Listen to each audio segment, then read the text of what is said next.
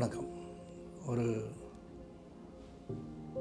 துக்கமான நாள் தான் சொல்லணும். இது என்னை பொறுத்த வரைக்கும் மருத்துவமனைக்கு போகும்போதெல்லாம் அன்பு சகோதரர், அன்பு நண்பர், புரட்சி கலைஞர் கேப்டன் அவர்கள் பூர்ண குணமடைந்து வீட்டுக்கு வந்து மறுபடியும் பழைய விஜயகாந்த் அவரை பார்ப்போன்னு நினச்சிட்டு இருந்த பல பேருக்கு இது மிகப்பெரிய ஒரு அதிர்ச்சி. ஒவ்வொரு முறையும் மருத்துவமனைக்கு போகும்போது கேப்டன் நல்லா வந்துடணும்னு இறைவனை வேண்டுவதில் நானும் ஒருவன்.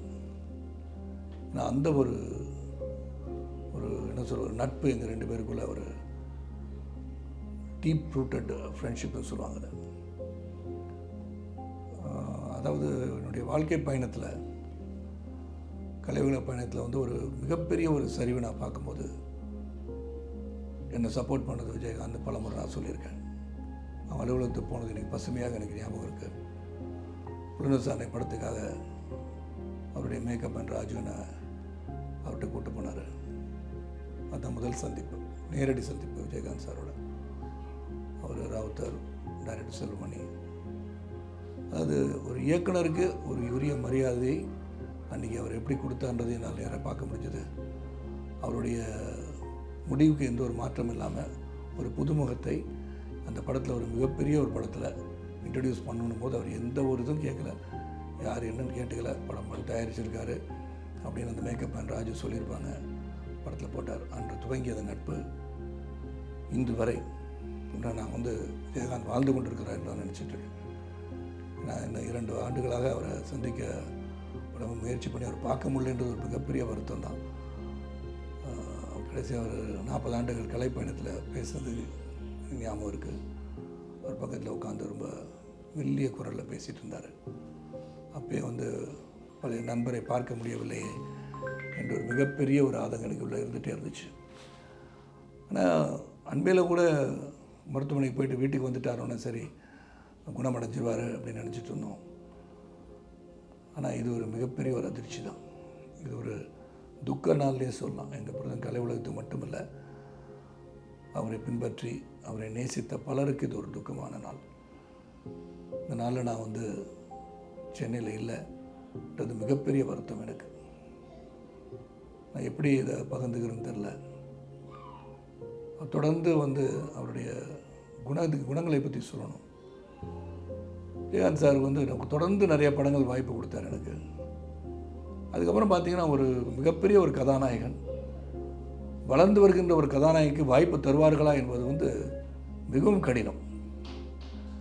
நான் அந்த ஒரு காலகட்டத்தில் என்ன தாய்மொழின்னு படத்தில் அவங்க பேனரில், அவருடைய பேனரில் ஒரு கதாநாயகனாக நடிக்க வச்சு அதில் ஒரு கௌரவ வேடம் ஏற்று நடித்தவர் விஜயகாந்த் அவர்கள். அந்த அளவுக்கு டீப் ரூட்டட் ரிலேஷன்ஷிப், ஃப்ரெண்ட்ஷிப், அது அவ்வளோ ஒரு நட்பு எங்கள் 2 பேர் பக்கம். அதில் நடிகர் சங்கத்தை அவருடன் பயணித்த காலங்களை நினைத்து பார்க்கின்றேன். அவருடைய ஆளுமை திறன் அதில் நான் பார்க்க முடிஞ்சுது.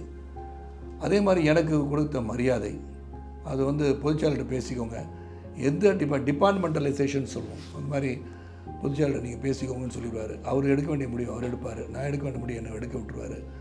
அது வந்து மறக்க முடியாத ஒரு கலை நிகழ்ச்சி வந்து விஜயகாந்த் தலைமையில் தான் அது நடக்க முடியும். அது நடந்துச்சுன்னா அதுக்கு அவர் தான் காரணம். நாங்களாம் அவர் கூட இருந்து பயணித்த சகாக்களாக இருந்ததற்காக அவருடன் சேர்ந்து பணியாற்றியவர்களாக இருக்கலாம். நான் முடிவுகள், பிறரை அழைப்பது, எப்படி நடக்கணும், இதெல்லாம் சீரமைப்பு, அதை சீர்படுத்தி எங்களுக்கு கொடுத்தது வந்து விஜயகாந்த் அவர்கள். அவரை இழந்து தவிக்கின்ற குடும்பத்தாருக்கும், தேமுதிகவின் உறுப்பினர்களுக்கும், தமிழக மக்களுக்கும், ரசிக பெருமக்களுக்கும் என்னுடைய ஆழ்ந்த அனுதாபங்களை, இரங்கலை என் சார்பாகவும், என் இயக்கத்தின் சார்பாகவும், என் குடும்பத்தின் சார்பாகவும் தெரிவித்துக் கொள்கின்றேன். விஜயகாந்த் சார், நீங்கள் என்றும் அனைவரின் மனங்களில் வாழ்ந்து கொண்டே இருப்பீர்கள். நீங்கள் மறையவில்லை, வாழ்ந்து கொண்டிருக்கிறீர்கள், எங்களை பார்த்து கொண்டிருக்கிறீர்கள் எடுத்துக்கொள்கின்றேன். வணக்கம். ஒரு துக்கமான நாள் தான் சொல்லணும். இது என்னை பொறுத்த வரைக்கும் மருத்துவமனைக்கு போகும்போதெல்லாம் அன்பு சகோதரர், அன்பு நண்பர், புரட்சி கலைஞர் கேப்டன் அவர்கள் பூர்ண குணமடைந்து வீட்டுக்கு வந்து மறுபடியும் பழைய விஜயகாந்த் அவரை பார்ப்போன்னு நினச்சிட்டு இருந்த பல பேருக்கு இது மிகப்பெரிய ஒரு அதிர்ச்சி. ஒவ்வொரு முறையும் மருத்துவமனைக்கு போகும்போது கேப்டன் நல்லா வந்துடணும் நல்லா வந்துடணும்னு இறைவனை வேண்டுவதில் நானும் ஒருவன்.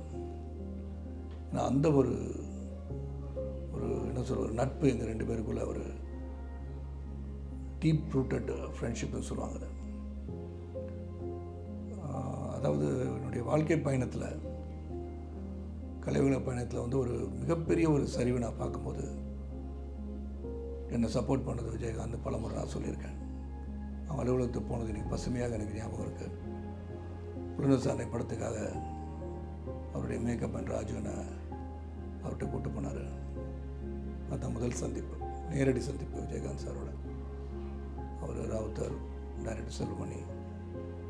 அதாவது ஒரு இயக்குனருக்கு ஒரு உரிய மரியாதையை அன்றைக்கி அவர் எப்படி கொடுத்தான்றதை என்னால் நேராக பார்க்க முடிஞ்சது. அவருடைய முடிவுக்கு எந்த ஒரு மாற்றம் இல்லாமல் ஒரு புதுமுகத்தை அந்த படத்தில் ஒரு மிகப்பெரிய ஒரு படத்தில் இன்ட்ரடியூஸ் பண்ணணும் போது அவர் எந்த ஒரு இதுவும் கேட்கல, யார் என்னன்னு கேட்டுக்கல. படம் தயாரிச்சிருக்காரு அப்படின்னு அந்த மேக்கப் அண்ட் ராஜு சொல்லியிருப்பாங்க, படத்தில் போட்டார். அன்று துவங்கிய அந்த நட்பு இன்று வரை நான் வந்து விஜயகாந்த் வாழ்ந்து கொண்டிருக்கிறார் நான் நினச்சிட்ருக்கேன். நான் இன்னும் 2 ஆண்டுகளாக அவரை சந்திக்க முயற்சி பண்ணி அவர் பார்க்க முடியலன்றது ஒரு மிகப்பெரிய வருத்தம் தான். கடைசி அவர் 40 ஆண்டுகள் கலைப்பயணத்தில் பேசுனது ஞாபகம் இருக்குது. அவர் பக்கத்தில் உட்காந்து ரொம்ப மெல்லிய குரலில் பேசிகிட்டு இருந்தார். அப்போயே வந்து பழைய நண்பரை பார்க்க முடியவில்லையே என்ற ஒரு மிகப்பெரிய ஒரு ஆதங்கம் எனக்குள்ளே இருந்துகிட்டே இருந்துச்சு. ஆனால் அண்மையில் கூட மருத்துவமனைக்கு போயிட்டு வீட்டுக்கு வந்துட்டாரோன்னா சரி குணமடைஞ்சிருவார் அப்படின்னு நினச்சிட்டு இருந்தோம். ஆனால் இது ஒரு மிகப்பெரிய ஒரு அதிர்ச்சி தான். இது ஒரு துக்க நாள்லேயே சொல்லலாம். எங்கள் பிரதம் கலை உலகத்துக்கு மட்டுமல்ல, அவரை பின்பற்றி அவரை நேசித்த பலருக்கு இது ஒரு துக்கமான நாள். இந்த நாளில் நான் வந்து சென்னையில் இல்லைன்றது மிகப்பெரிய வருத்தம் எனக்கு. நான் எப்படி இதை பகிர்ந்துக்கிறேன்னு தெரில. தொடர்ந்து வந்து அவருடைய குணங்களை பற்றி சொல்லணும்.